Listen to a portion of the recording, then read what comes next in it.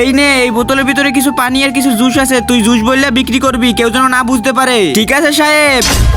5 টাকায় ফুটি জুস নিয়ে যাও, 5 টাকায় ফুটি জুস। ওই বাচ্চা এদিকে আয়, আমাদেরকে জুস দে। এই নেন সাহেব। এই নে টাকা। থু, আরে ভাই এটার ভিতর তো ড্রেঙের পানি, এই পোলা আমাদেরকে বলদ বানাইছে।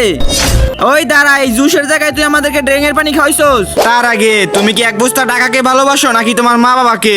যদি মা বাবাকে হয়ে থাকে তাহলে ভিডিওতে লাইক দিয়ে চ্যানেলটা সাবস্ক্রাইব করে দাও। লাইক সাবস্ক্রাইব না করলে বুঝবো তুমি তোমার বাবাকে ভালোবাসো না। আর এক নাকি দুই সেটা কমেন্টে বলে যাও। সাহেব, এটা বেচতে আমাকে বাধ্য করছে।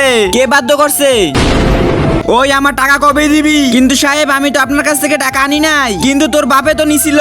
সাহেব, এর ভিতরে আমার কি ভুল আছে? তোর বাপ মারা গেছে, এখন তুই আমার টাকা পরিশোধ করবি, চল আমার সাথে। সেই জন্য আমার দিয়ে কাজ করায়। ওরে পাবো কোন জায়গায়?